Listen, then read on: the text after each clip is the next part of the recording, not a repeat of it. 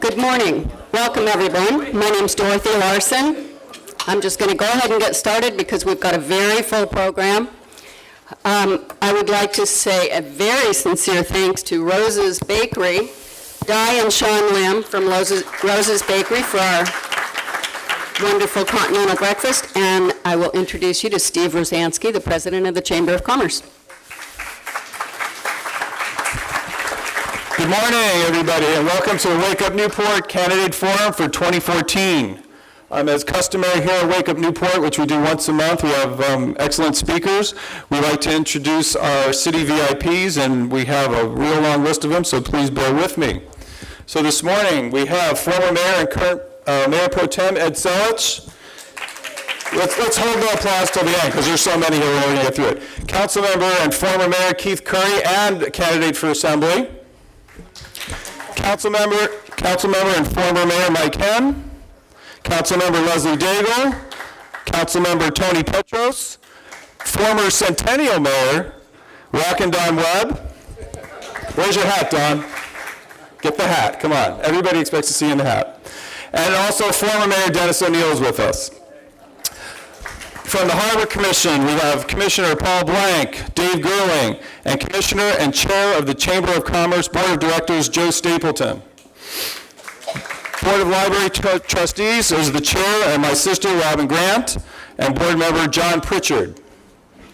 We also have Arts Commissioner Karen Logan, Civil Service Board Member and her husband, Hugh Logan, and representing, well, I didn't see him here, Chief Johnson signed up. I don't see him yet. Oh, there he is. He snuck in behind. Okay. Hello, Chief. Fire Chief Scott Poster, did he make it? I hadn't seen him yet either. There he goes. Okay. If we exceed the occupancy limit here this morning, is that going to be a problem? Okay. Thank you, Chief. Parks and Recreation Director, Laura Detweiler is here, and Assistant to the City Manager, Rob Houston. In addition, we have a couple other dignitaries. The President of the Newport Beach Firefighters Association, Bobby Salerno, is here, way in the back. We have President of the Newport Beach Police Association, Jeff Munsell, and our Sergeant at Arms this morning. I told me to do double duty.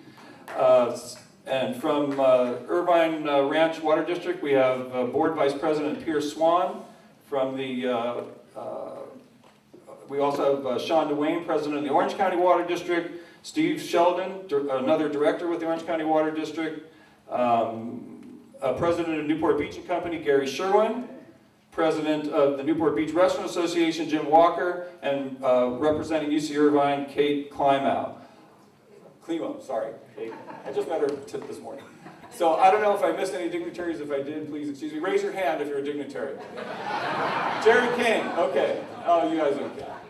So thank you all for coming. It's going to be a great forum. We've got a lot of good questions, hopefully a lot of intelligent answers, and I'll turn it back over to Dorothy. Thank you. All right, great. Thanks, Steve.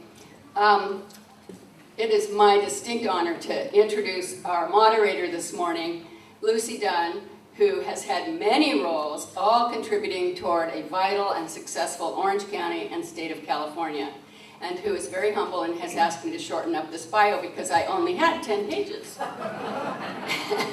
She's currently the president and CEO of Orange County Business Council in her 10th year and doing a fabulous job for us, always making her voice and consequently the voice of Orange County business and the Business Council heard distinctly and widely for the benefit of Orange County and the state. She was appointed to as Director of the California Department of Housing and Community Development by Governor Schwarzenegger, and as Transportation Commissioner by Governor Jerry Brown.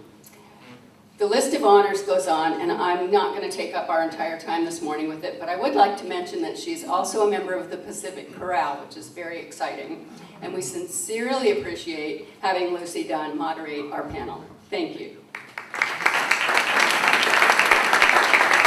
Thank you, Dorothy. Thank you, Steve. It's awesome to be here with you all this morning. Wake up, Newport Beach. This is a great way to start your morning, and I think it's the first of the candidates forums for this general election. So how lucky are you that you get their first shot to practice what they're going to be doing for the next several months. So awesome. It's very awesome.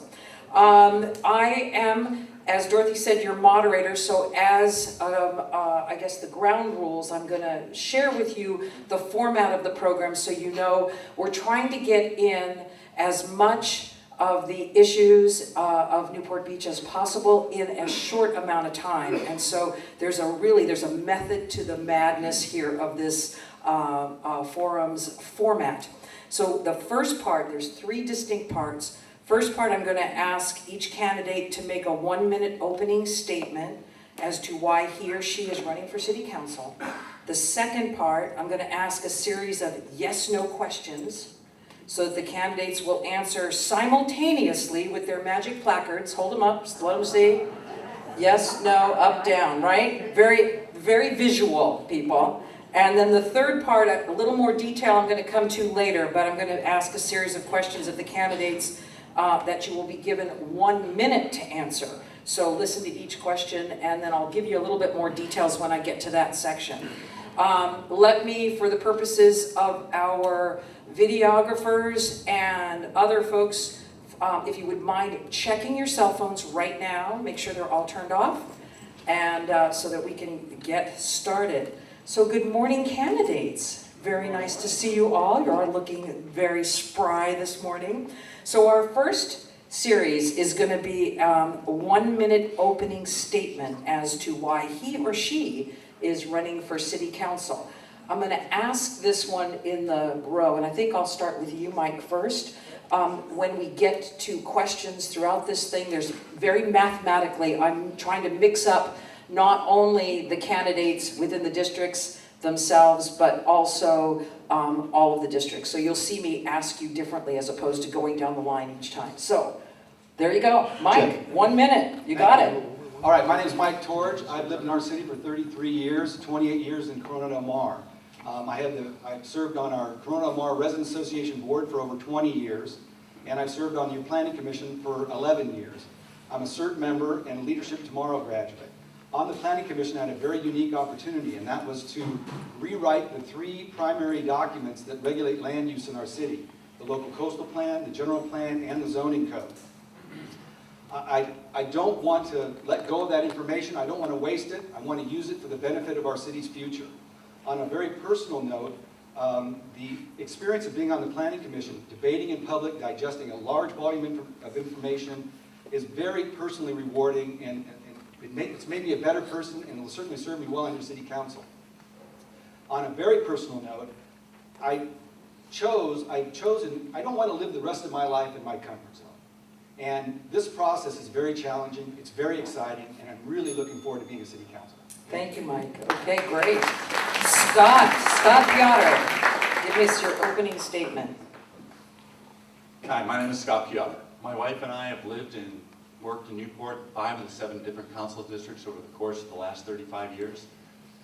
My wife and I have been married for coming up on 34 years. We have 3 grown children, and as of 2 weeks ago, 1 grandchild, which is kind of fun. And my youngest 2 went to Corona Del Mar High School. Corona Del Mar High School, they excelled in swimming and in water polo. I was on the planning commission for 4 years in Newport. I was chairman for 1.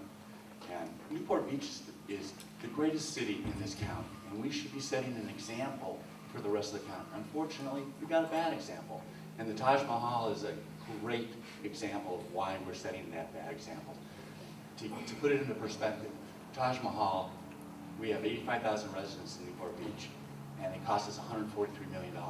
In Laguna Niguel, they have 60,000 residents. It costs them $26 million, and they pay cash. And our land was paid for. My vision for Newport will come later. Thank you, Scott and Mike. Now, ladies and gentlemen, you know in Newport Beach, so for the people of visiting Newport Beach, Scott and Michael are both running in District 6, just in case you can't see their name tags, and that's the Corona Del Mar district. So thank you. A little sound check. I think we need to hold the mic a little closer to your lips, and so do speak clearly and hold that mic straight up. Kevin, with District 4. Morning, Lucy. How's that? Pretty good. Yeah. So a little speak up, I think. Okay. And a little thank you also to Steve, to the chamber members, city council members who decided to join us, and all those in the community took the time out this morning to hear what we have to say. My name is Kevin Muldoon. I'm running for District 4. I'm a former Orange County prosecutor. I'm an attorney by trade. I'm in-house counsel for a technology company. And I personally am running because I believe in the issues that matter to the city. I'm fiscally conservative. I believe in public safety, personal responsibility, and living in a place where we can harmonize the property rights with the environmental issues that we all care about. Thank you for your time. Great. Efficient. Roy. I could stand here this morning and tell you how disappointed I am in the performance of the City Council and some of their decisions over the last number of years. They promised us a $90 million City Hall that cost $140. They didn't do their homework on the fire rings. It was an embarrassment to our city, and it also cost us time and money. They didn't do their homework on the mooring, the dock, and the marina tax, and that still needs to be resolved. No meaningful way have they addressed the nearly $300 million of unfunded pension liabilities. And if that wasn't enough, 2 councilmen were investigated by the California Political Practices Committee. Now that's a report card I don't want to bring home. But you know, I'm not here to complain this morning. I'm here to compete. I'm here to compete for every one of your votes on November 4th. And I trust what you hear this morning and at the other forums, you will make the right decision. Thank you. Thank you, Roy. Next, Tim Brown. Tim. There you go. Good morning, everyone. Thanks for coming here. My name is Tim Brown, and I'm running for District 4. I get the question all the time, as you might imagine, Tim, tell us why you're running. And when I was contemplating this, I would say, well, yeah, the best answer to that question is, I want to give back. And for a long time, that's what I thought. That's my response. But the more I thought about it, the more I realized that it's more than that to me. I really believe that I have a personal responsibility to run for City Council. I've lived in this town for almost 30 years. I have a vast amount of experience on all different levels of civic leadership that I think that makes my candidacy very unique. I have strong problem-solving skills. I'm good at building consensus, and I think that's what our city needs at this point. So thank you for coming and listening to us talk. Thank you, Tim. And ladies and gentlemen, you know that Tim, Roy, and Kevin are all running from District 4, the East Bluff District. Next up, we have District 3, Rush. I'm just going to yell.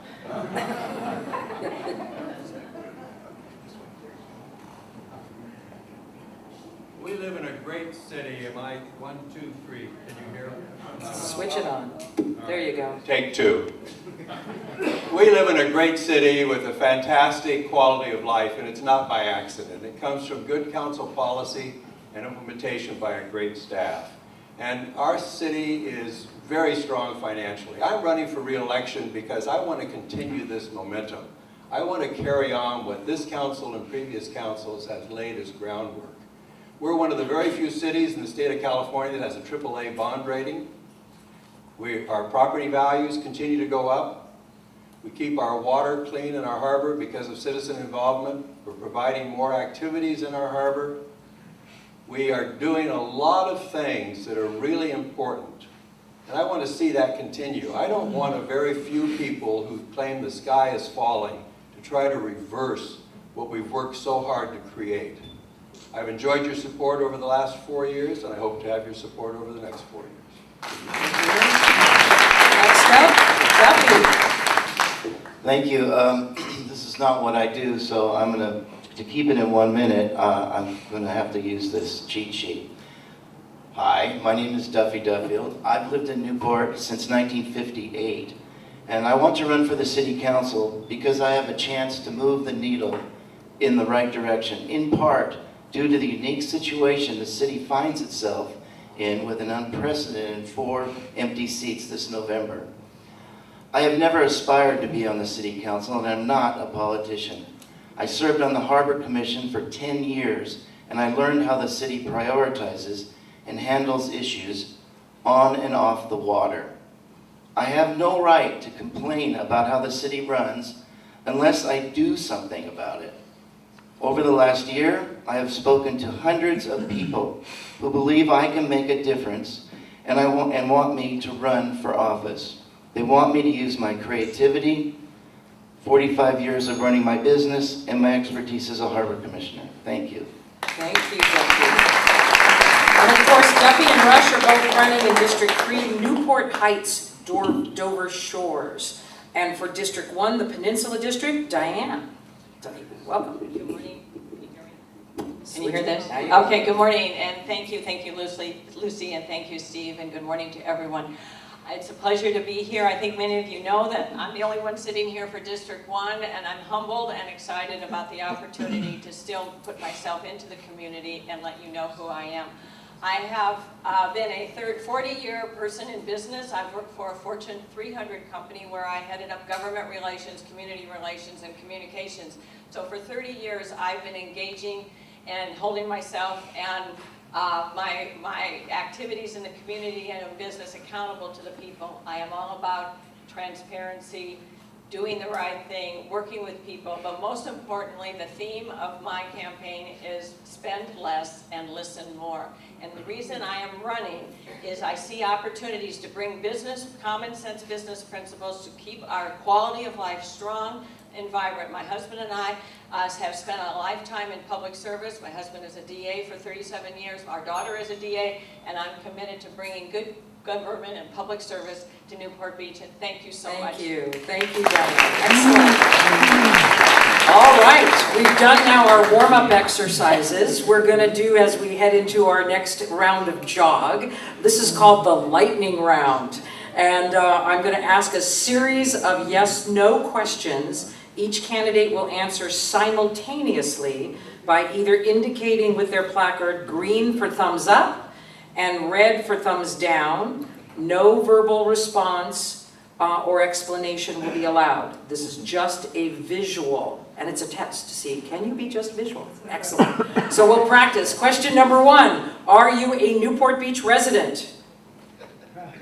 Okay, hey, that's a good start. Number 2, are you or your company a member of the Newport Beach Chamber of Commerce? That's a good trick question. Are you a property owner in Newport Beach? Number 4, do you own or work at a business that has a business license in Newport Beach? They're getting good at this, right? Okay. Are you now or have you ever been a member of a communist organization? Just kidding. You do not have to answer that question, ladies and gentlemen. All right, number 6. If elected, would you advocate the city taking ownership of the remaining portion of Pacific Coast Highway from Jamboree Road to the Huntington Beach border that is still controlled by Caltrans? Okay, there we go. Next, do you favor relaxing parking requirements for certain areas of the city to encourage a greater variety of business uses? There you go. Number 8, do you support the current city plan to ground lease the old City Hall site to a hotel developer for a small boutique hotel? Council, thank you. Number 9, in a recent outreach program that the Chamber of Commerce conducted, John Wayne Airport was one of the most mentioned issues affecting residential neighborhoods. Are you in favor of the proposed extension of the airport settlement agreement that the city and county negotiated that allows for some increases in the number of passengers and flights through 2030 and an extension of the curfew till 2035? Okay, there you go. And number 10, do you support the city's current fire ring policy, which only allows charcoal to be burned in the existing fire rings on the peninsula and Corona del Mar beaches? Very good. Ladies and gentlemen, they survived the lightning round. Excellent. Okay, part 3. Now listen carefully, candidates. Lot of detailed instructions here. In part 3 now, I'm going to ask a series of questions that the candidates will be allowed 1 minute to answer. Listen carefully to each question when asked. Each candidate will answer the current question before the next question is read. The order of answering will begin in the order of the council districts 1, 3, 4, 6. Next question will be answered in the order of 3, 4, 6, 1, etc. The candidates in each district will then alternate in going first in answering the questions, and I'll continue to ask questions until approximately 9 o'clock when the candidate forum will end. And there will be a person, again, serving as our timer for the 1 minute opening statements and the 1 minute response questions. The timer will begin timing when it is indicated for the candidate to begin his or her response. So timer, you're going to give us an indication, right? When to begin? Okay, I'm going to let you know. Okay, good. After 45 seconds, the timer will hold up a yellow card. Show us what that looks like. Great. Indicating 15 seconds remaining. When 1 minute has elapsed, the timer will ring a bell indicating the candidate should stop talking. There you go. The candidate is not required to use the entire 1 minute for the response. If the candidate concludes his or her responses before 1 minute is up, I will move on to the next candidate. Each candidate is expected to behave in a civil manner. Gosh, you guys are all so well behaved. I don't know why I have to say this. Towards his or her opponent and the other candidates, please do not interrupt another candidate's response. So, if that was sort of like a test, like instructions, if you think this is going to be interesting, you should see when you get into government, all the instructions you get. So this is a good test to see if you can follow all of this. Anyway, got that? Any questions? Pretty clear? Could you repeat that? Okay, Rush. Check by Rush's name. Very good. All right, first question. Oh, by the way, at the end of the forum, there's going to be some short concluding remarks as well. I think, Steve, are you? Yeah. Yeah, great. So please remain seated even after this portion as Steve comes up. All right, first question, 1 minute questions. The city has conducted parking studies over the past several years to understand the parking issues faced on the Balboa Peninsula and Corona del Mar. Do you perceive a parking problem in these areas, and what are your proposals to address this situation? Diane Dixon, District 1. Yes. Can you hear me? Oh, turn it No? on. There you Yeah, go. there we go. Yeah, yes. Yes, I've been listening to the proposals for the Corona del Mar Parking Management District as well as the Balboa Peninsula. I've been attending for a year the Balboa Village Community Advisory Committee, and looking at parking is a management program that is now moving forward. Clearly, when I have met with city people all over the city, over 1,000 people, the #1 issue, practically top 3 issue, is parking. And we clearly on the peninsula have to find ways to resolve the Balboa Village parking. I am supportive of a concept that is advancing under Mike Henn's leadership to the City Council in the next several months, where to work with the business, has been working with the business, the Merchants Association, and the residents to find a way to make it workable. In Corona del Mar, I heard the other week about a good proposal that it will attempt to manage the parking. Clearly, we want people to come in to support businesses, but we have to support the residents in their life living in the community. Yes. Thank you, Diane. District 3, Duffy Duffield.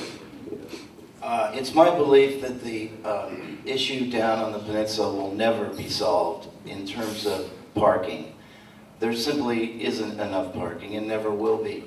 I believe that the development in the commercial section down there should be serving the residents more than trying to make it a destination. The simple fact that we only have one road in and one road out will never change.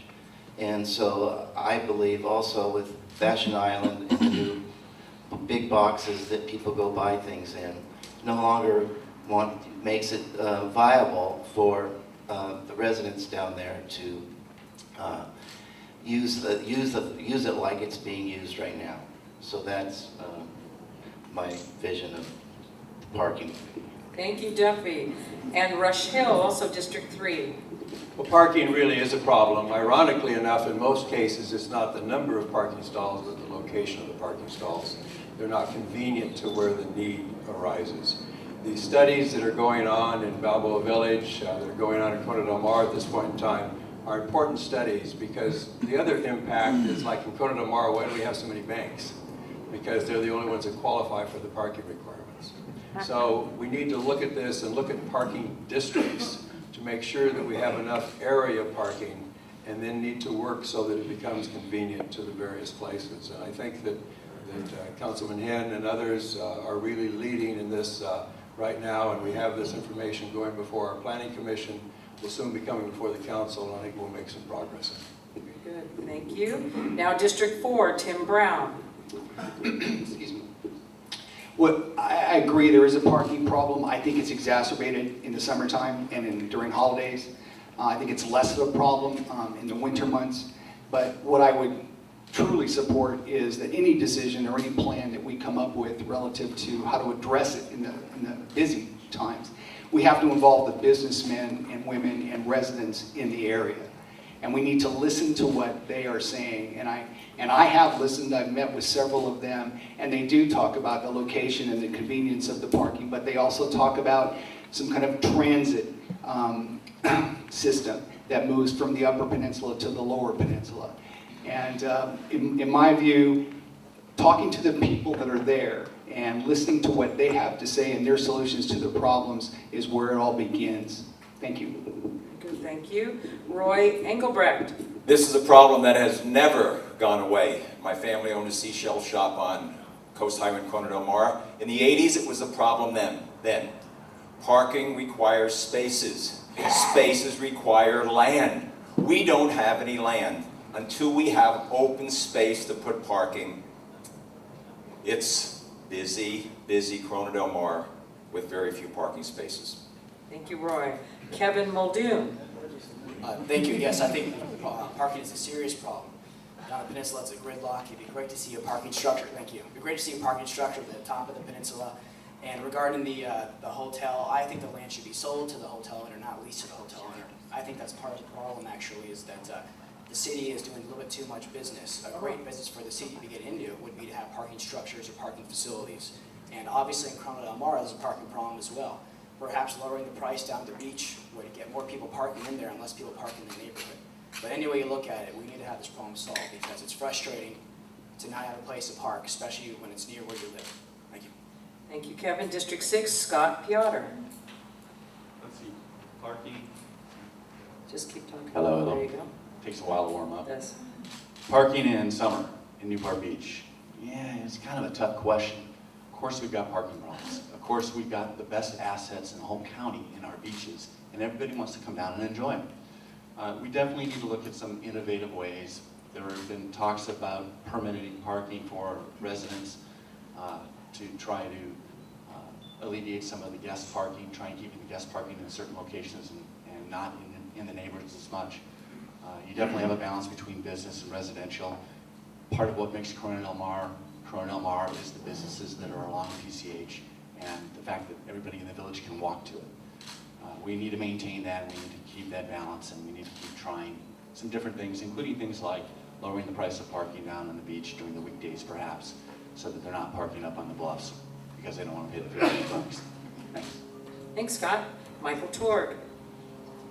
Yes, thank you. I've been involved quite extensively with the Business Improvement District in Corona del Mar in dealing with the parking management plan. And as we attempt, or at least evaluate the relaxing of parking standards in Corona del Mar in an effort to attract more desired businesses, I think it's going to require a real serious cooperative effort amongst the private sector, because we find that there's adequate parking, but it's not shared. A lot of businesses cordon off their lots, and they're not shared for off hours. It's also going to require the consolidation of valet services, which I think can also improve parking along the business corridor, and then certainly handling employee parking in off-street locations. I think if the private sector can come to grips with those kind of cooperative efforts in conjunction with a relaxed parking plan, I think we can contribute to the solution in Corona del Mar. Great. Thank you very much. And now, second question. In the last several years, the City Council has voted to change the way in which fees are charged to both residential and commercial Tidelands permit holders in the harbor. Do you support these changes? And if not, how would you amend them? Starting to mix up now, I'm going to start with District 3, Rush Hill. Well, excuse me. Yes, we amended the so-called dock tax, which I hope people, if no other opportunity, learn that it's not a tax. It's a licensing fee. It had not been changed for 21 years. And when I was elected to the council, I was charged with running this place more like a business. And I would challenge anybody that held a lease that hadn't amended it for 21 years. And so we did that.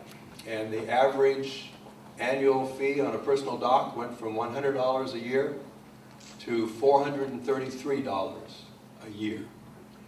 And it was something that this council bit off as a responsibility. We represent 87,000 people. We ticked off 1,000. And then 400 of those said it was okay when we found that their dock was really on fee simple land and they don't even pay the 100 anymore. Thank you, Rush. Duffy Duffield.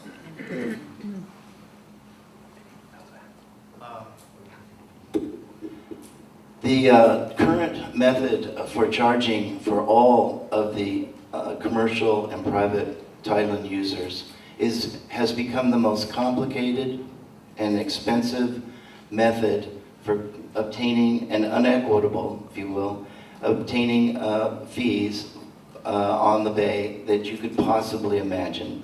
Sadly, we are involved in this now, and it did not, for 70 years, we didn't need it to be like this. The fact that it was raised was not the issue. The fact of how it was raised was the issue. There's no way in 1 minute I could possibly explain any further. This is a huge, huge issue. Thank you. Thank you, Duffy. District 4 now, Roy Engelbrecht. A good leader knows what he doesn't know. And if he doesn't know, he finds out from people who do know. The raising of the dock, marina, and mooring tax should have had more input from those that know. I think the commission or the council was, you know what, a little sideways on that, because they really didn't ask the people who live this day in and day out. We have a whole lot of more educated people in this community than we give ourselves credit for. They should have been consulted. Thank you, Roy. Kevin Muldoon. Thank you, Roy. Lucy, as a co-counsel on this issue for some of the dock owners, I have a lot of personal thoughts about this, which I could talk about to your heart's content.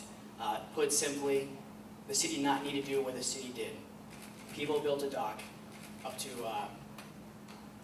60 or so odd years ago is a normal range. When people put in a dock, they were upland adjacent homeowners. They got to have the dock for free. In exchange, everyone in the harbor received safe harbor in bad storms if you had a dock, and it slowed up erosion. It was a mutually beneficial agreement that existed. When the city unilaterally decided to charge this increase in fees, what we call the dock tax, the city essentially took away a property right that existed for the homeowners. Everyone who has a home should care because the city should not be doing so. And if you're neighboring a dock or you have a dock, you should care because it affects the property value. I'm sorry, the value of your property. Thank you. Kevin Tim Brown. I look at this issue a little differently. I want to tell you right up front that I don't see it as a dock tax. I never have. I see it as a fee, and I actually see it as an equitability issue. We know that prior to this whole discussion, dock owners were renting their boats to private parties. They were not authorized to do so. After discussion, after what we approved, excuse me, now they can do that, and they are authorized to do that. And I look at it in a similar way that if I had a property on the peninsula and I rented that out by the week during the summer, I take out a license and I pay a fee for that. And to me, this thing has become an equitability issue too. I don't know how we can ask property owners on the peninsula to pay a fee to rent their properties and not require the same thing for the dock owners who are renting their dock spaces to private boat owners. Thank you. Thank you. Now from District 6, Mike Torg. Thank you. First of all, I support the effort. There's examples all throughout our government of our politicians kicking the can down the road on issues that are tough, and our city's done it for 25 years.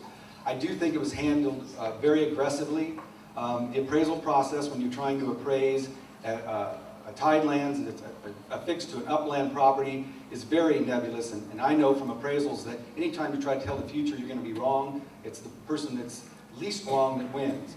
However, I will say this, I've been a member of our yacht club and Balboa Yacht Club for 27 years, and I'm an active harbor user. I've never seen the harbor in such a difficult economic state in the last 7 or 8 years, and I think I'm in a perfect position to try to improve the relationship between our city council and the dock owners and the private marinas and the mooring holders because of my relationship and experience in the harbor. Thank you. Terrific, thank you. And Scott Piotr. Again, I'm not sure that I agree that it is a tax. Definitely it is a tax, but what it really was a property grab. You had your home out there, you built that dock out there for 60 years, you thought you owned it, and then Rush Hill came in and basically said, no, that's the city's. The city's in charge of the tidelands. It's the city's dock, we're gonna license it back to you. All of a sudden, the value of those homes went from 5 million down to 4 million, literally overnight, because they no longer had the property right for their docks. They pay property taxes on that dock, they pay property taxes on their boats, they pay a licensing fee on the boats. They pay a lot of taxes already. To sit there and say, hey, you need to pay another $300 again, that wasn't the issue. The issue was they came and took the dock away from the homeowner. Thank you. Good, and last but not least, Diane Dixon. When I first started talking to the community about getting involved and running for city council, the dock tax fee, whatever, dock tax was one of the number one issues, the number one issue. We've heard all the reasons for and against. Really, to me, I'm coming at this from a process standpoint. I think it could have been handled differently. I am all about transparency, communication, engaging, listening to people, feedback, constructive. I think that it's not necessarily the first idea, it's not the best idea, it's a collective result of everyone in the community, the residents, the dock owners, the homeowners, the businesses, talking about how to fix this problem that has been kicked down the road. So if I am elected, I hope, and if I am, it is about engaging with people, talking and working a process to get people involved and hearing their points of view instead of imposing on dock owners, property owners, some new rule or idea. Let's get people involved and listen to them first and then make decisions. Thank you. And question number 3. Over the last several years, there has been an influx of new banks in Corona Del Mar, which some have complained have taken the place of other types of desired retail and restaurant businesses. If elected, would you be in favor of the city taking a stronger hand in promulgating zoning regulations that limit the number and type of businesses in a given area? Let's begin with District 4's Kevin Muldoon. Thank you. 1 second. There you go. Okay, good. thank you. I would say generally no. If we want the business to thrive in Newport Beach, which we do, we have to patron those businesses. I believe in doing that. I go down to Corona Del Mar all the time to have breakfast at Rose's, to have dinner at Summer House. This is the thing that we should do for each other and for our community. I don't go to any of the banks in CDM if we don't want the banks there. I suggest we all don't go to those banks. That, I believe, is the way community can exist without having to micromanage the zoning. And now Tim Brown. I actually think it depends on the location. I think there are areas in the city where more banks is where they should be, and it's appropriate for them to be there. I think there are areas in the city like Corona Del Mar Village where it's less appropriate. And I would support some kind of city regulation relative to zoning to help that occur. I think the city generally needs to do more for small businesses in certain areas of the city. Again, the example is Corona Del Mar Village. We want small business here. We want privately owned restaurants here. I'm in favor of supporting the Restaurant Association because most of those are independent owners. So yes, and I would support that. Thank you. Roy Engelbrecht. We have 2 great organizations, the Corona Del Mar Chamber of Commerce and the Newport Mesa Chamber of Commerce. This is their area of expertise. And as a councilman, I would work closely with them. They know business. Thank you. District 6, Scott Piotr.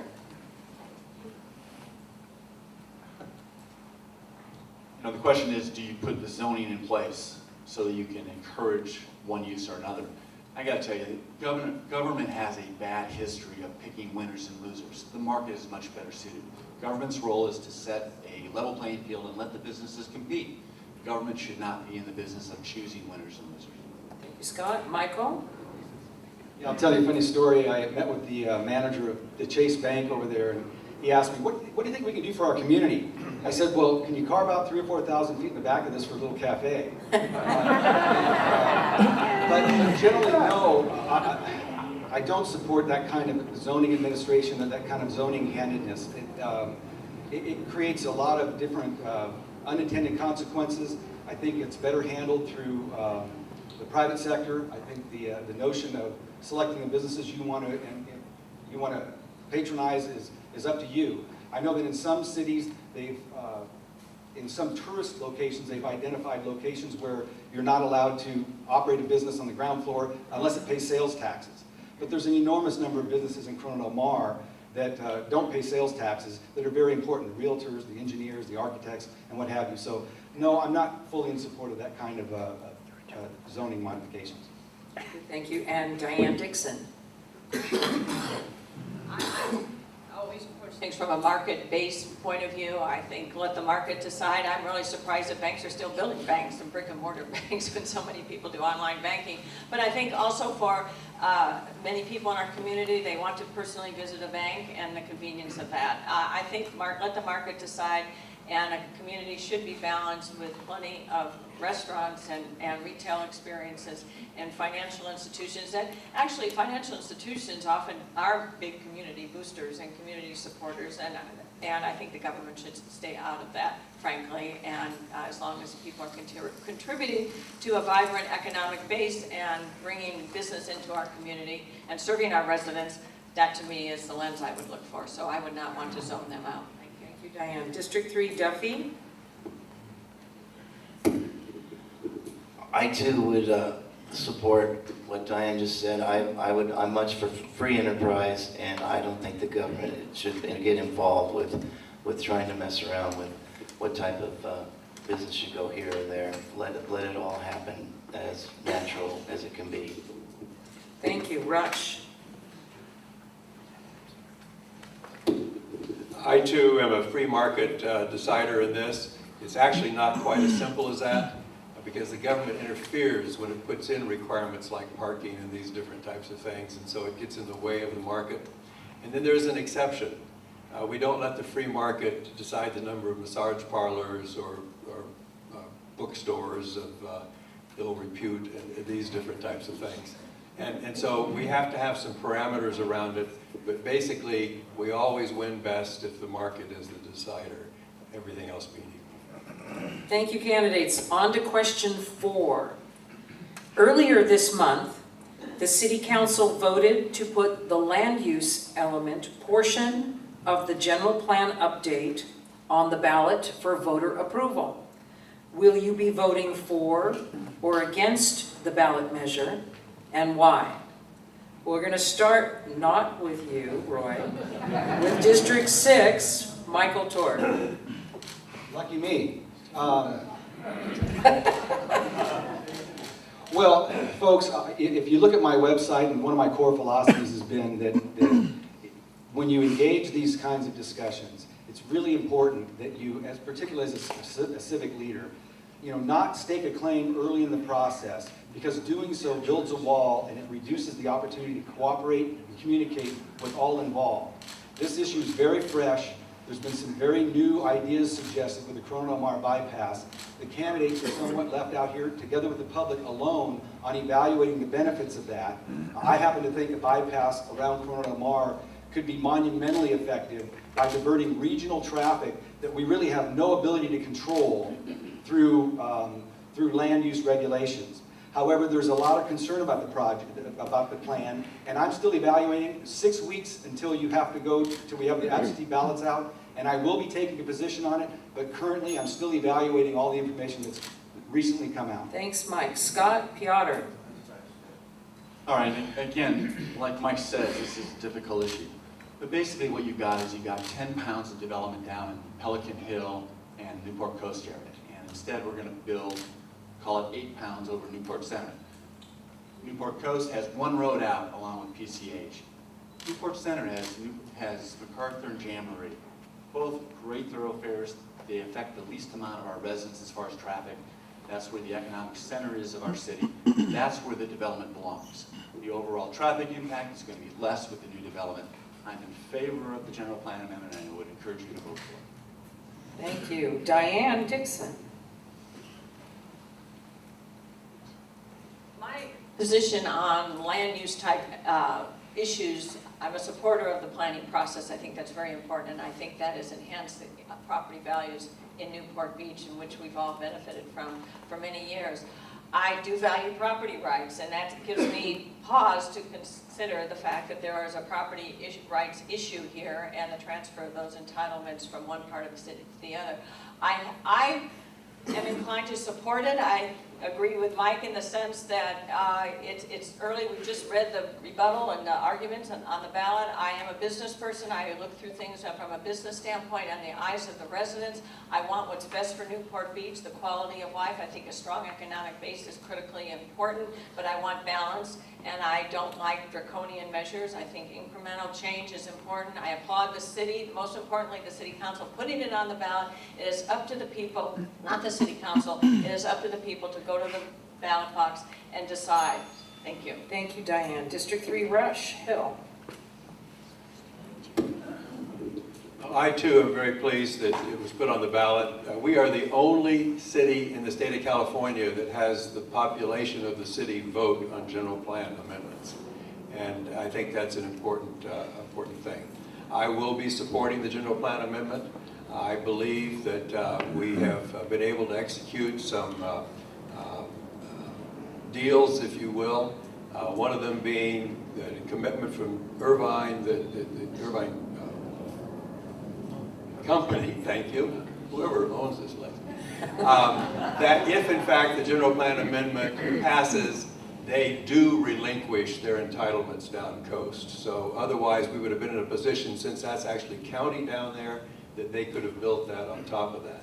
But I will be supporting it, and I'll be supporting it because I believe in the walkable community, and I think Newport Center is a place where we have a chance to create our very first walkable community. Duffy Duffield. I too support the general plan, and I do believe it will, in effect, reduce the number of trips and traffic, so I support it. Thank you. District 4, Tim Brown. I'm going to support it as well. The biggest argument that you hear against the land use amendment is traffic.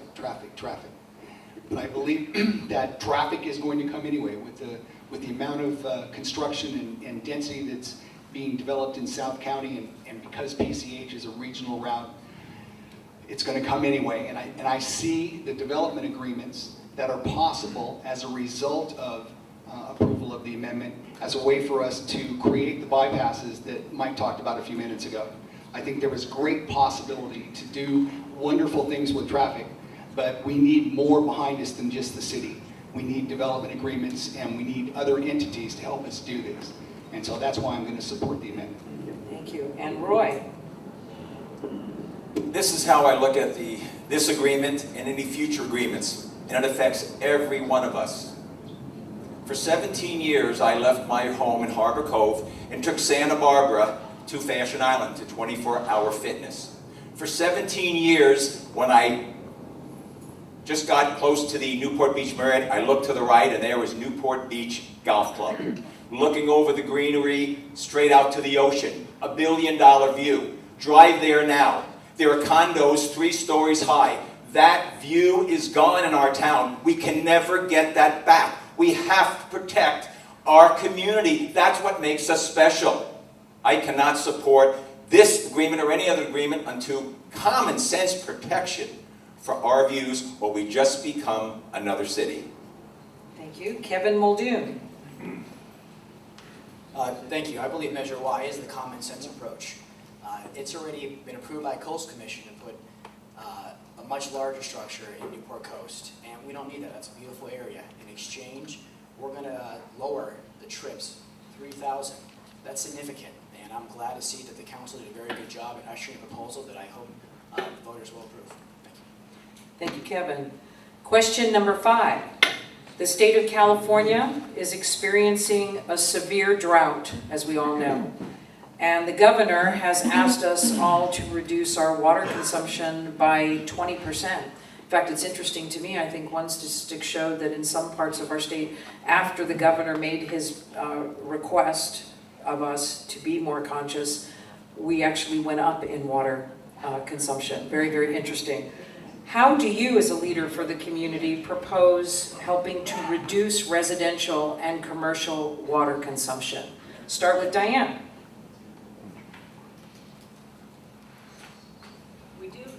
The state of California, even here in Newport Beach, we do have a water use problem. I fully support whatever efforts there are that the city will be considering now to enforce, encourage water conservation use through communication, awareness building. There was a story in this morning's paper about how important it is to the people who are watering the lawns and the driveways, particularly stop doing the driveways, but we all have to do our part. I'm very pleased in what we do here in Newport Beach in terms of water management. I spent a morning the other day over at the Orange County Water District and seeing how we reclaim water, which is really important, and the water system that we use. We're very fortunate, but we must conserve, we must do whatever it takes all over California. It's frightening to see what's happening, particularly in other parts of the state. So I support whatever we can do to strengthen water conservation. Thank you. Duffy?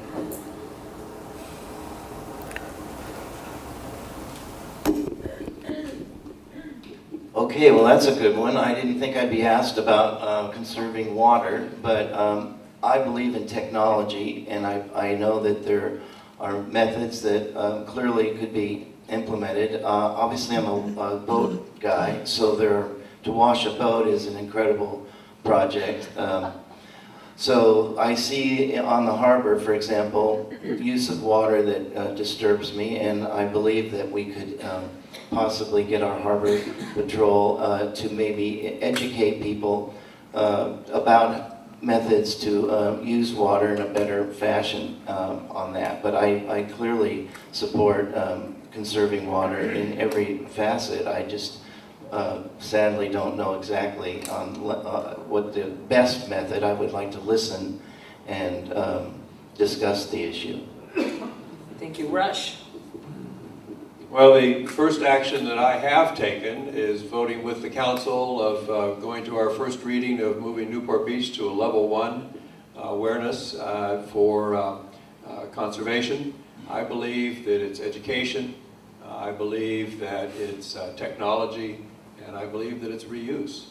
And so we're going to begin that process in Newport Beach. At our next city council meeting, we will undoubtedly enact the first passage of the first reading to move in that direction. Roy? All beer in our community is free on every day that ends with the letter Y. No, seriously, and I see we don't have a lot of beer drinkers in this audience. It's so early, Roy. I would convene a meeting of every homeowners association in our community. There's where a tremendous amount of water is needed. Technology and reclaimed water can solve a little bit of our shortage, but that would be my concept. All the homeowners association meet, what are you doing to conserve water? Why aren't you doing more? And how can technology help? Thank you. Kevin? Thank you. I think the answer probably is in community awareness, education, and community involvement, getting buy-in from the citizens who care about Newport, who care about the runoff water in the Back Bay, and who want to conserve it. Very good. Thank you. Tim? I agree with the previous comments. I think for the most part, people in Newport Beach are responsible residents. And I think what we need is awareness first, and then education on how we can conserve water. I think just being aware of these things, for example, because I've been reading about this, obviously I'm interested in this. I was watering the lawn in my backyard the day before yesterday, and it was on. I was listening to it, and I think it's just on for a really long time. I ran out the backyard and looked over the fence to make sure that there was no water running onto the sidewalk. And that was just because of my awareness of the problem. We can cut grass not quite as short, so it doesn't require as much water. We can fix sprinkler heads. We can modify the timing systems. All of that is about education. and making sure the public has that information, and I believe they'll use it wisely, and I believe we have to. Certainly, we have a water shortage, and we must conserve. Thank you. Scott? You know, we're stuck down at the end of the line, and of course we have to conserve because we don't have the water. But, you know, the old saying goes, whiskey is for drinking, water is for fighting. And in this state, we've been fighting over water for literally a century. And Jerry Brown and the idiots in Sacramento are letting the environmental, and you quote me on that, they're letting the environmental extremists save up 8 fish and wash millions of acre feet of drinkable water into the bay, rather than destroying it. Our problem isn't that we don't have, that we're in a drought because droughts are normal. Our problem is that we don't have the storage. We haven't built storage since Jerry Brown was governor the last time. And if we had, we wouldn't be in this situation. Our population's more than doubled during that time. So yes, of course, we're stuck, we're having to conserve, and we need to do what we can, but the ultimate solution is build more storage. And Michael? Thank you. Tiered water rates. Tiered water rates. Greater distribution of reclaimed water, particularly for our neighborhoods that have extensive landscaping. My household is very water conscious. We installed EcoTurf 8-10 years ago. Our neighbors and their dogs love it. And it's highly efficient. I'm a saver. I'm a resource manager, habitual resource manager. It drives Suzanne crazy. I'll dry my hands with a paper towel and save it to wipe the sink later. And, but we need tiered water rates because that will enable the consumer such as myself that is responsible to not be penalized, and those that aren't responsible and overconsume to pay the price. Thank you.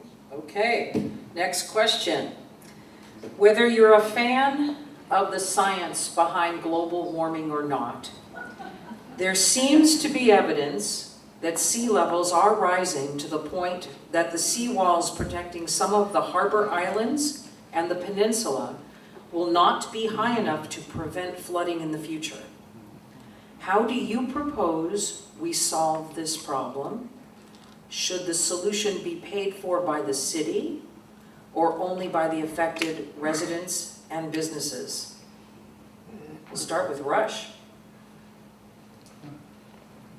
Could you repeat the question? Yes. It's a toughie. I'm not a global warming champion, but I do recognize that we do deal with the rising tide. And it is a real issue, and we can't ignore it. I think that the gray area that I struggle with is dealing with it to the extent that we block people's view or almost access to the bay in protection. And what if it doesn't go that high? And so to me, the solution once again comes from engineering and stage. As far as who's going to pay for it, I think everybody's going to have to participate in that one way or the other. I don't think anybody's going to get a free ride. The city's not going to get a free ride. The residents are not going to get a free ride that are on the perimeter. It'll deal with all kinds of technical elements of who owns what and that type of thing, but clearly I think the city has a responsibility in this. Thank you, Rush. Duffy. I too am not a huge believer in global warming, but I do recognize the tides have come up slightly, and I say slightly. The technology that I would go after would be the similar. I would totally go to a place where they've been doing this for hundreds of years. I would go to the Netherlands. I would ask their engineering how they accomplish what they do. We have our tides rise and fall, and we know exactly to the minute when there will be an event. And so we want to save the entire harbor, not just one place of it. I believe a floating gate in the entrance of the harbor would solve that, but I do think look for other, look at others who have solved the problem. Thank you. Kevin? I'm not a big global warming guy. I do think there are changes in the level of the ocean that happen cyclically. It may reverse, so there's no need to run to put in a 6-foot wall and block views. I think there are a couple approaches we could take. One would be to increase sand along the seawall. Two would be to incrementally raise the seawall at the cost likely of the city, considering that we all benefit from the islands, the ability to walk them, and the financial contribution that it brings to Newport Beach. Tim?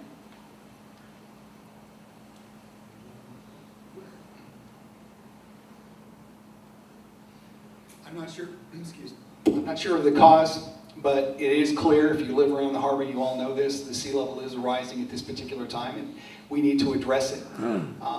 I think this is one of those things where we have a little bit of time, and we certainly do not need to rush through this.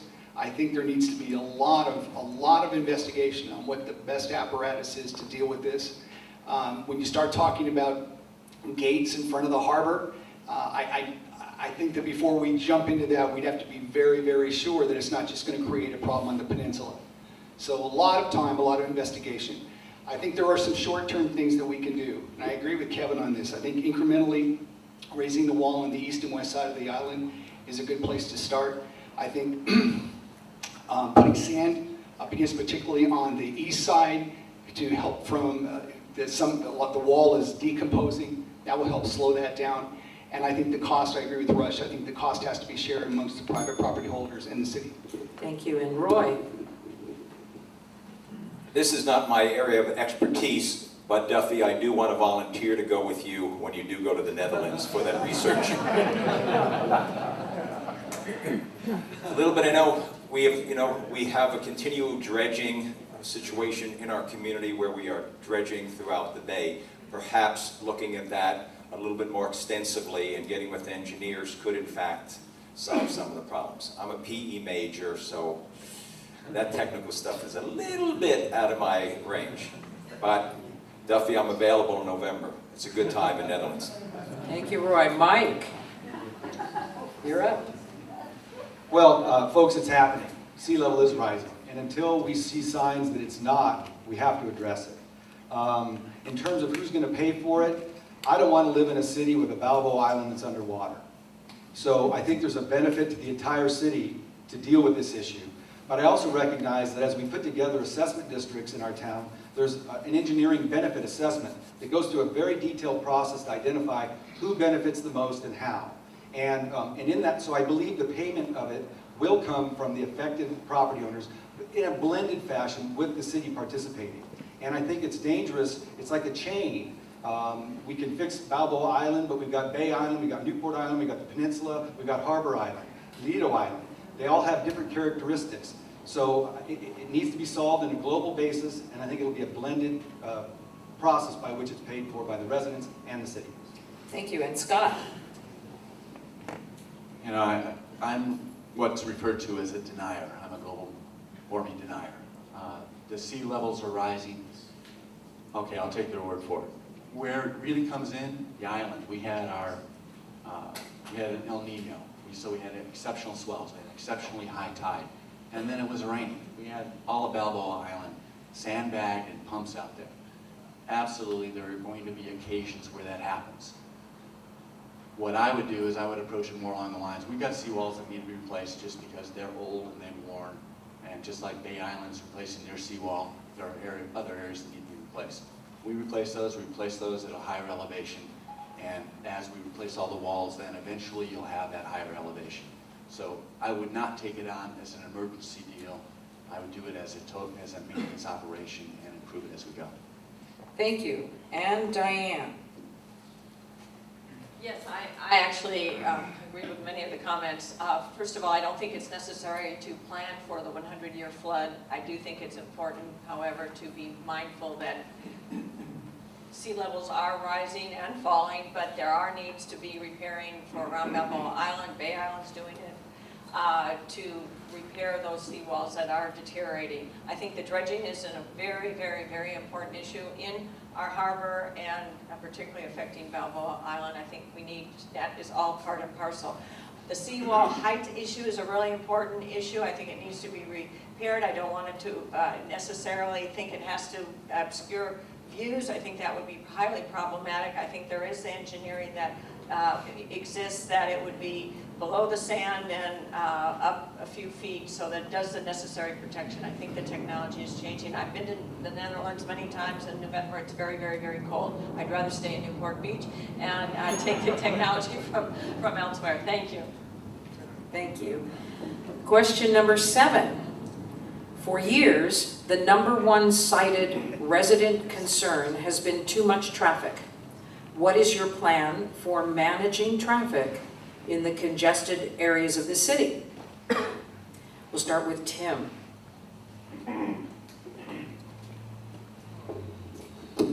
Well, as I've already alluded to this a little bit earlier, 40% of our traffic is through traffic on PCH. It's regional, and we can't control that. I spoke to you earlier about why I would support the land use amendment, because I think that would give the city some leverage to address some of the traffic issues that we have.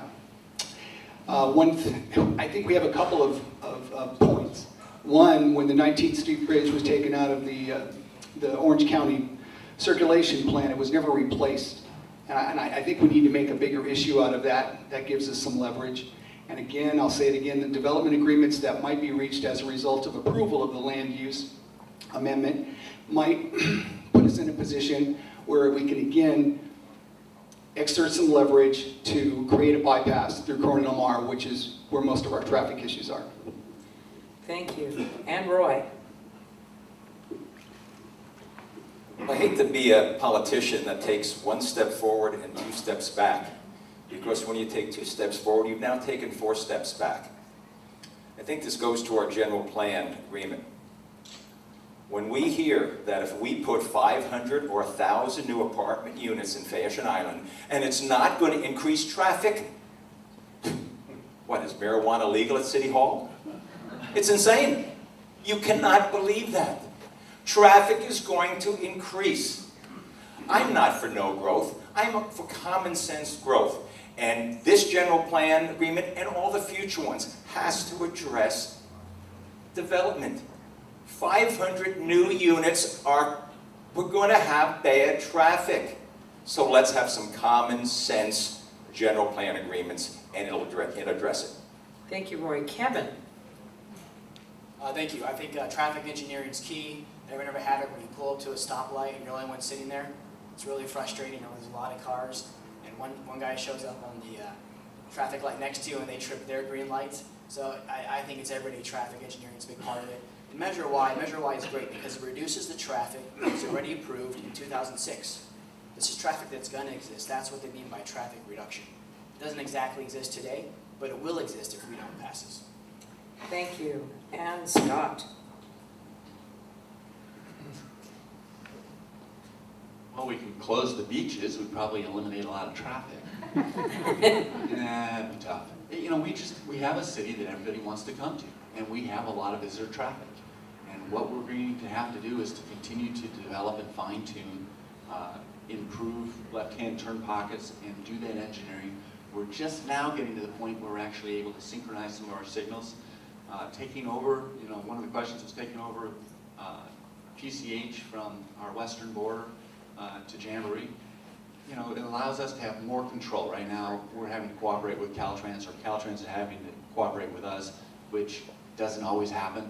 So bringing it in under home rule will allow us a little bit more opportunity to improve through engineering.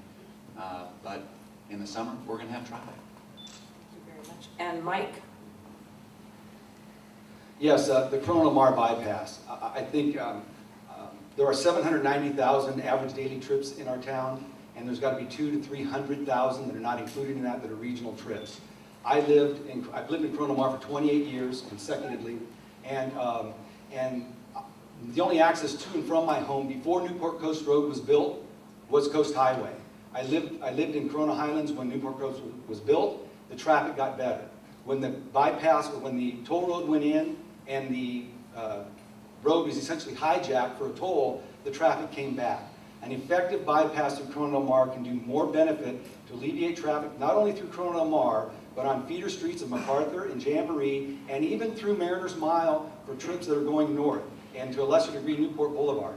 I think a bypass would be a very effective regional tool that we can use to control our traffic in areas that land use decisions can't help. Thank you. And Diane? Yes, I think that traffic is clearly a problem, and certainly at certain times of the year, and people are always going to come here, so we know we have a problem we have to continually work to solve. I do think that one of the many positive aspects of Measure Y is the traffic mitigation effort, and the bypass was a very clever and worthwhile proposal. It needs to be looked at. There are other traffic alternative issues. I know that Tony Petros has been advocating bikes, transit enhancements, looking at this transit depot here and how we can enhance moving people around. The co-locating of people living and working in the Fashion Island Newport Center area, I think ultimately is important to get people to co-locate where they live and their work. I think looking at traffic solutions holistically in our community is really important, and the traffic synchronization is something that is going to really benefit more and help Corona Del Mar. I would like to see if we could do something about rescinding that toll on the tollway, but I don't think we can do that for the Newport Coast part of it, but I think that would be something we could look into. Thank you. Thank you, Diane. Duffy?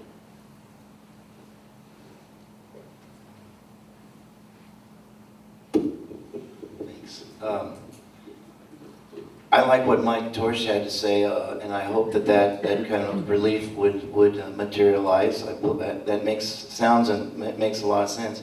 I also have great respect for the science of traffic engineering. I certainly don't know or profess to know about it, but it is clearly something we need to lean on, and I would do just that, and I would be constantly pushing the envelope on technology to with these folks and these engineers who live and breathe this stuff, because it does work. And I clearly remember how awful the traffic was 25 years ago over the bridge from Fashion Island, and that has been vastly improved through engineering. So that's what I would recommend. Very good, thank you. And Rush?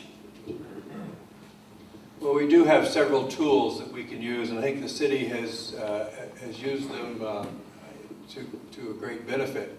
We are just finishing the synchronization. We actually have staff on duty at peak traffic times that can monitor our busiest intersections and augment them as necessary for the flow of traffic. But key in my mind is the opportunity of the developer fees, because the developer fees are what we use to improve the roadways, to provide the free rights, even the bike lane activity that we'll be involved in, and all of these types of things. Very important for that. So I think that we have opportunities. The bypass is a great thing. And my next meeting, which I have to leave here at 9 o'clock to get to, is at the toll roads, and for the first time, we will have the opportunity, as soon as we we'll vote today to execute refinancing of the 73, and with that, for the very first time, we will have the opportunity of talking about differential tolling. Thank you, Rush. Next question. We've talked a lot today about the issues that impact Newport Beach City. Newport Beach, of course, is one of 34 cities in Orange County, and Orange County is the 6th largest county by population in America. We have more population right here in Orange County than 20 states in the Union. And this is what metropolitan living looks like now. Newport Beach is an important city in Orange County because not only once you get to serve on a city council, you get to also have an opportunity to play on regional boards and affect regional policies that affect Orange County, but also all of Southern California. If you are elected to city council, what regional boards or commissions would you aspire to be on, number one? And number two, do you have any political aspirations beyond Newport Beach City Council? Start with Diane. I am committed to spending the rest of my life, God willing, on Newport Beach City Council, and yeah, and I have no further aspirations, although I do have to say that when I was in 7th grade, I was going to be the first woman president, but I assure you, I am not going any further than Newport Beach. I'm stopping.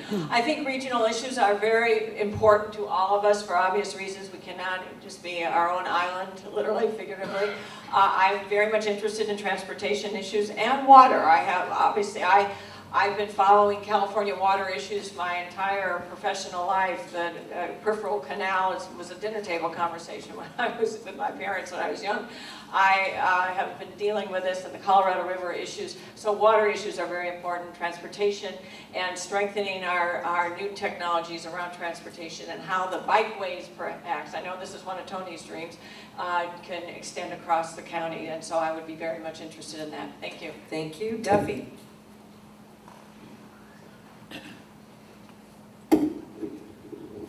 Well, I would like to be on the AQMD and eradicate eelgrass and turn it back into seaweed. Having said that, I'm not sure what commission I could contribute to, but I would love to be something that obviously would have to do with the harbor and the waterways. And I have absolutely no aspirations to further my career in this whatsoever, although I do like being with all of you. Thank you, Duffy. Rush.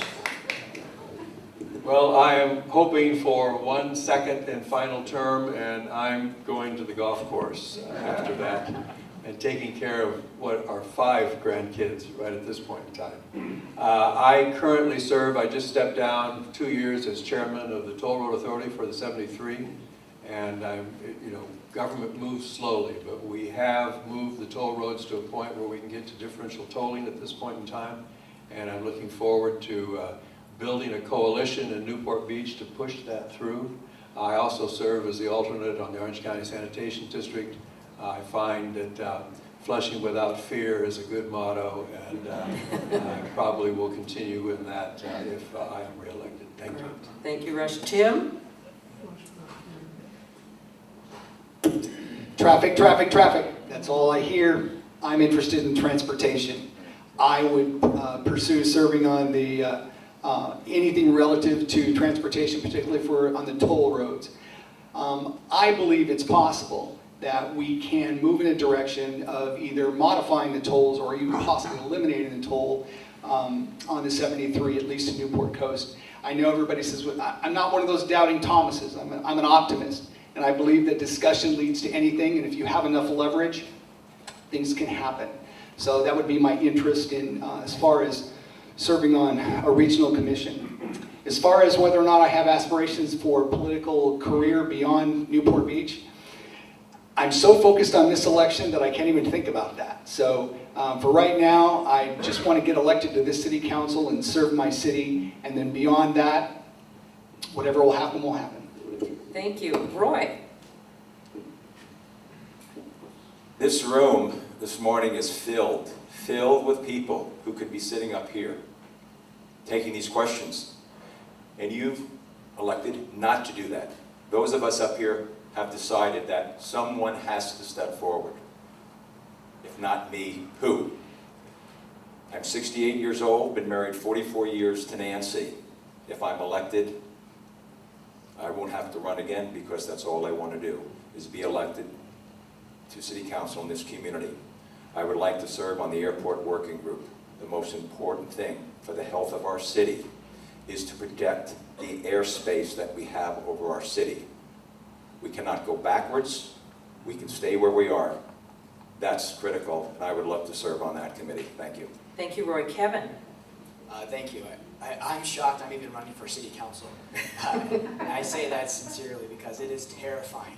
It is challenging, and it is something sometimes you feel like you're not worthy of. It would be an incredible honor, amazingly humble experience to serve on the city council, and I have no intention of going any further than that if I'm elected. Regarding what boards to be involved in regionally, I think transportation, airport are great boards. I really haven't concerned myself with that issue yet. If I get elected, then I will. Thank you, sir. Scott? Well, one of the things that makes Newport Beach special is the harbor. And things impact that harbor more than anything else, and that is, hey, we're at the bottom of the water flow. We get everybody's upstream crap coming down in the back bay. So I would want to involve myself in the flood control district who controls those channels. I would like to see what we can do to prevent silt and other fluids from coming into the bay before they get there, so that we don't have to deal with dredging after they're there. I think that'll improve the quality of the harbor if the bay quality is improved. We can protect that seaweed that Duffy's so worried about. And then the other thing, of course, is the airport. The airport flying over the back bay is a huge impact, again, on our harbor and our bay. Thank you. Thank you. And Mike. Thank you. Well, again, the Chronomar bypass, I would want to volunteer for the Toll Road Authority. I also, I support intermodal transportation opportunities, and I'd like to explore regional opportunities to contribute to those solutions.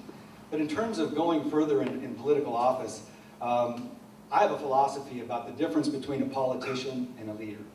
And a politician will poll his constituents, and I'm not sure that my philosophy will get me elected to any further office, maybe not even this one. A politician will poll his constituents, find out where the majority is, and then represent that to gain favor with the electorate and to stay in office. I consider that following. Whereas a leader will poll his constituents, find out what their thoughts are, and take the responsibility seriously, investigate these issues, identify what's in the best interest of the greater good for the long term, and lead your constituents to it. I'm not sure that'll get me elected to a higher office. Very good. Hold on to that, Mike. Michael, hold on to that, Mike. My last question. Newport Beach Chamber, all about economic development, the growth of this city, getting those sales tax dollars in, etc. You have 15 seconds to do the best commercial for your favorite restaurant. Mike, you're up. Well, how could it be anything other than Rose Bakery? I mean, they catered on tonight. Sean's here. It's one of my favorite restaurants in town. It's a casual place, and I enjoy it very much. Scott. I'm going to have to vote on El Ranchito. Right down the street from my house, walk in, always get seated, great food. Excellent. Kevin. I'm a young guy. I'm not a hippie, but I like True Foods. It's a good place to eat well. Thank you. Roy. I do the fights here in Orange County, so I've got to give a shout out to two of our sponsors. The Newport Ribs, I know it's kind of in the extended Newport Beach area, and Johnny's Real New York Pizza. Excellent. And Tim. Cappy's Cafe.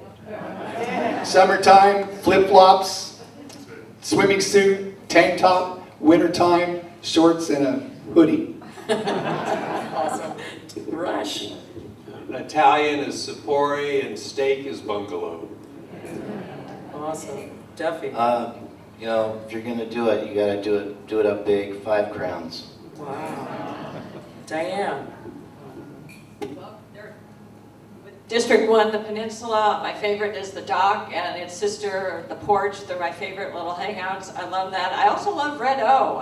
They have the best margaritas. I love the Red O and Fig and Olive. We have tremendously wonderful restaurants. I love them all. Ladies and gentlemen, isn't it interesting that every one of our candidates named a different, totally cool place in Newport Beach?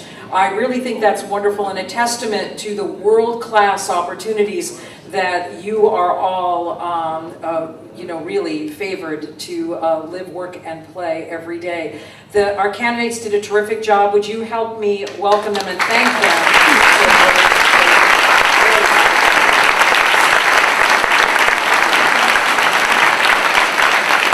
And I'm going to turn this back over to Dorothy and Steve, but I wanted to share with you from Orange County Business Council's perspective, we have such a hard time getting the best and the brightest among us to run for public office, to be brave and make this step that these men and women have taken today. We are looking always for candidates to run for public office, to serve on boards for appointments. Please think about that as great leaders that you all are, engaged in your community that you all are. Again, thank you, and thank you very much, candidates. Dorothy?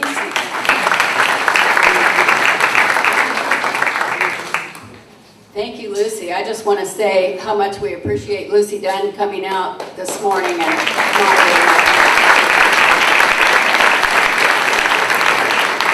And with that, I'd like to turn it back over to Steve Rosansky. He just wants to update us on what's coming up. Thanks. Thank you, Dorothy, and I do want to extend a sincere thanks to Lucy. She kind of jumped in here. We needed somebody we thought would be impartial, but have the respect of not only the candidates, but the audience, and certainly you filled the bill. She even, those last couple of questions she actually came up with on the fly, because we only had 7. We were running out of time, or running out of questions, still had some time. So thank you, Lucy, for quick thinking on your feet. That's why she gets the big bucks. In any event, and thank you folks all for coming and participating, getting educated, important stuff here. So remember, November 4th, right? November 4th? That's not a question. Thumbs up? Thumbs up. Okay, just to conclude, we have a few events coming up here at the Chamber. We do this Wake Up Newport meeting once a month. It changes slightly depending on when we get the speaker and things, but September 4th, we have Daryl Johnson, OCTA president. A lot of you folks talked about traffic and regional issues. Well, he's going to be here to tell us how they're going to fix our problems here in Newport Beach. October, the Coastal Commission is coming back to town. They're going to be meeting at the City Council chambers for 3 days. And we managed to secure the Vice Chair, Yana Zimmer, to come and speak again. Last year we had, I think he was the Vice Chair last year, Steve Kinsey, now he's the Chair. So, I don't know, maybe we'll keep going with the Vice Chairs and hopefully they'll become the Chair. November, we have the return of John Campbell. John used to be our congressman here in Newport Beach until they did some changes, but John's finishing up 10 years, I believe, as a congressman, and he's going to be here 2 days after the election to give us kind of an update on what happened, what his plans are for the future, and hopefully how he sees our country headed. And then we're going to finish up in December with Laura Davik. She's the head of the Crystal Cove Alliance, and she can bring us up to speed on what's happening down there. A couple other chamber events that we have coming up. On August 28th, we have our monthly mixer. It's going to be at Newport Pontoons over on Coast Highway.